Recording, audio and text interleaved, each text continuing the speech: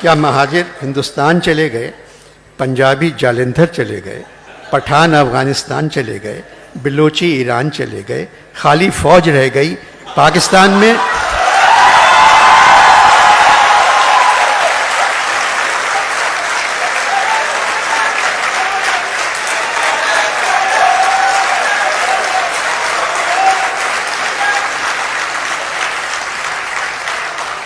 دوسرے دن میں اپنی مقبولیت کی معافی مانگنے میر صاحب کے گھر گیا۔ وہ لیٹے ہوئے ٹیلی ویژن دیکھ رہے تھے۔ یہاں ٹیلی ویژن بھی بغیر بجلی کے چلتا ہے۔ عمران خان سفید شلوار، سفید قمیض، کالا کوٹ اور لال مفلر ڈالے تقریر کر رہے تھے۔ مجھ سے کہنے لگے بہت خوش شکل ہے۔ اس سے پہلے ہمارے وزیر اعظم کے لیے کسی اور خواہش کا اظہار کریں، میں نے ٹیلی ویژن بند کر دیا۔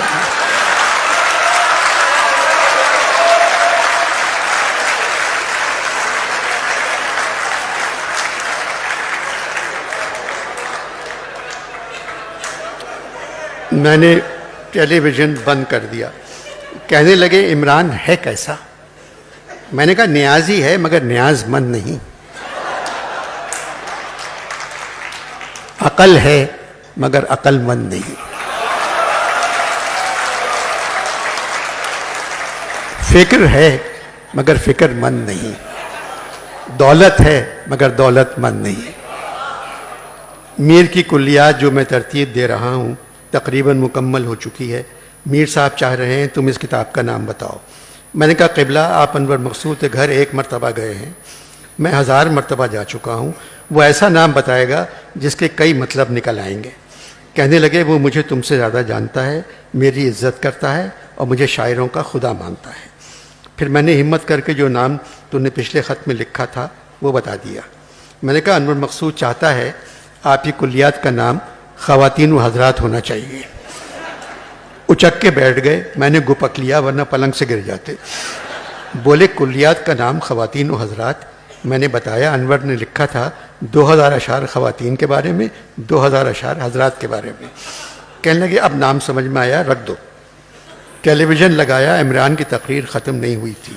زور سے اپنا ایک مصرع پڑھا، اللہ رے کیا نمک ہے آدم کے حسن میں بھی۔ میں خدا حافظ کہہ کے چلا آیا۔ کچھ دن پہلے مغرب کے بعد فیض صاحب سے ملاقات ہوئی، کہنے لگے پاکستان میں تبدیلی آ گئی ہے۔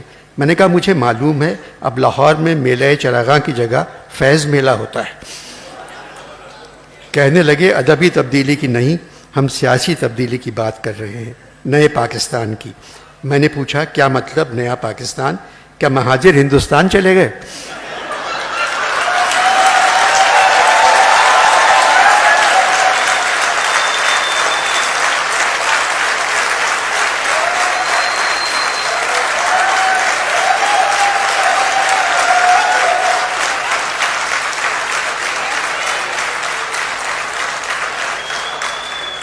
کیا مہاجر ہندوستان چلے گئے، پنجابی جالندھر چلے گئے، پٹھان افغانستان چلے گئے، بلوچی ایران چلے گئے، خالی فوج رہ گئی پاکستان میں؟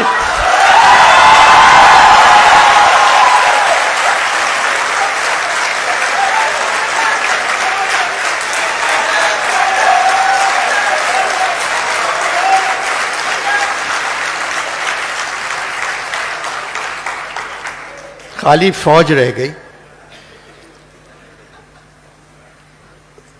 پاکستان میں وہ تو شروع سے تھی، پھر نیا پاکستان کہاں سے آ گیا؟ ناراض ہو گئے اور چلے گئے۔ جانی یہ خود فوج میں کرنل رہ چکے ہیں۔ جانی نیا پاکستان صرف ایک طرح بن سکتا ہے۔ تم عمران خان سے کہو پرانے پاکستان کو ملک ریاض کو بھیج دیں۔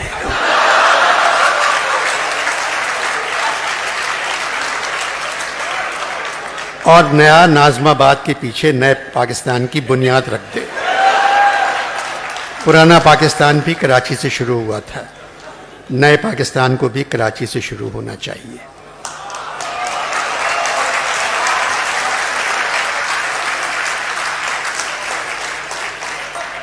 تم نے خط میں لکھا تھا تمہیں ایک فنکشن میں شاعری اور سیاست پہ بات کرنا ہے۔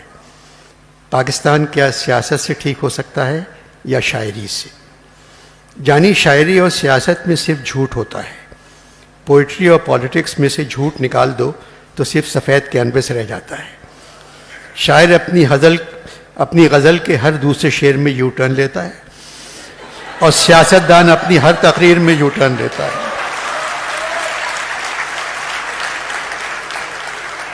बस एक बात ज़रूर कह देना, अच्छे शायर के लिए अच्छा इंसान होना ज़रूरी नहीं है, मगर हर बड़े सियासतदान के लिए अच्छा बेईमान होना बहुत ज़रूरी है।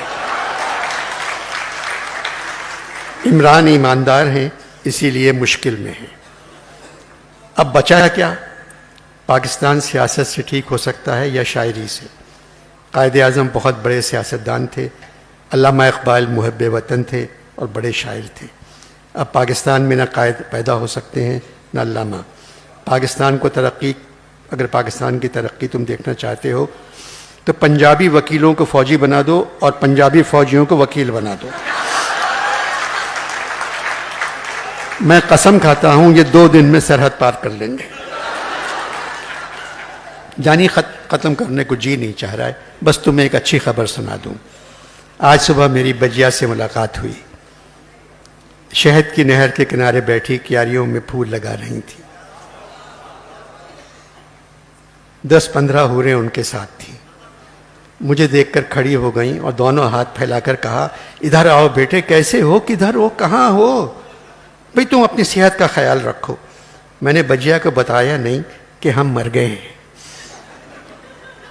चानी अब बताओ हम और बजिया क्या करें? आसमानों में गिर पड़े यानी हम ज़मीं की तरफ उड़ान में थे।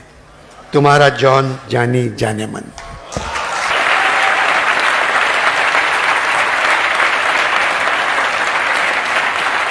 पाकिस्तान सियासत से ठीक हो सकता है या शायरी से?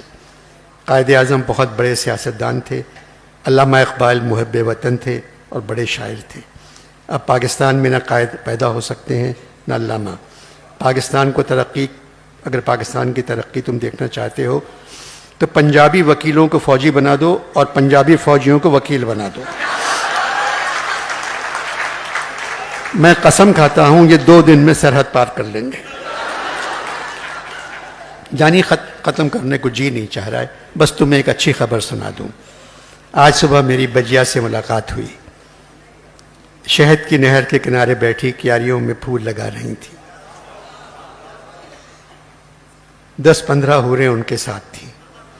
मुझे देखकर खड़ी हो गईं और दोनों हाथ फैलाकर कहा, इधर आओ बेटे, कैसे हो, किधर हो, कहाँ हो? भाई तुम अपनी सेहत का ख्याल रखो। मैंने बजिया को बताया नहीं कि हम मर गए हैं। चानी अब बताओ हम और बजिया क्या करें? आसमानों में गिर पड़े यानी हम ज़मीं की तरफ उड़ान में थे। तुम्हारा जॉन जानी जाने मन।